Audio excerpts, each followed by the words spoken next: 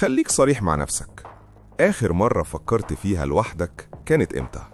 يعني ما دورتش، ما سألتش، ما فتحتش تعمل سيرش على معلومة محتاجها بنفسك. يعني آخر مرة فكرت من دماغك كانت إمتى؟ لو السؤال ده ضايقك يبقى الفيديو ده ليك. أنا مش خايف من الذكاء الصناعي، أنا خايف من الإنسان اللي قرر يسيب عقله على الرف ويسلم المفاتيح كلها ليه. في وقت قصير جدا الذكاء الصناعي بقى بيكتب، بيفكر، بيحلل، بيقرر، وبسرعة مخيفة بقينا بنسأله عن كل حاجة. نلبس إيه؟ نشتغل إيه؟ نقول إيه؟ نختار إيه؟ مش لأنه أذكى، لكن لأنه أسهل.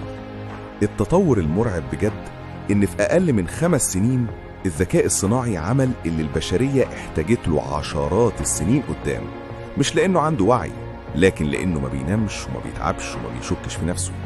انت بقى بتتعب وبتغلط وبتفكر كتير، فاخترت الطريق الأسهل. خليني أقول لك الحقيقة اللي محدش بيقولها: الذكاء الصناعي مش خطر في حد ذاته، الخطر إنه مريح لدرجة إنك تبطل تحاول، تبطل تغلط، تبطل تفكر. وأول حاجة الإنسان بيخسرها مش شغله، هو بيخسر عقله. بس خليني أقول لك على حاجة، ده مش أول مرة يحصل الكلام ده. يعني مثلا لما الآلة البخارية ظهرت قالوا الإنسان مش هيشتغل تاني، ولما الكهرباء انتشرت قالوا العقل بعد كده هيكسل، ولما التلفزيون دخل البيوت قالوا الناس بطلت تقرأ. بس الفرق المرة دي بقى إن الذكاء الصناعي دخل جوه دماغك.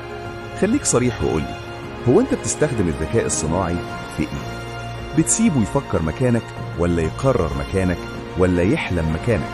ولو كل إجابة في حياتك جاية من شاشة، فأنت برضو لسه صاحب القرار وتقدر تعيد ترتيب أوراقك.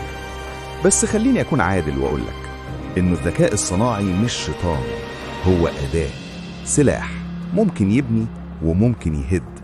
الفرق مش في الذكاء الصناعي، الفرق في الإنسان اللي ماسك الأداة. الذكاء الصناعي مش بديلك، هو مساعد ليك.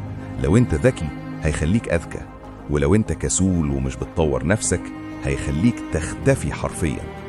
المستقبل مش هيحكمه الذكاء الصناعي، هيحكمه الإنسان اللي قرر يفكر مش يسلم عقله. يعني ما ينفعش السؤال يكون هل الذكاء الصناعي هيستبدل الإنسان؟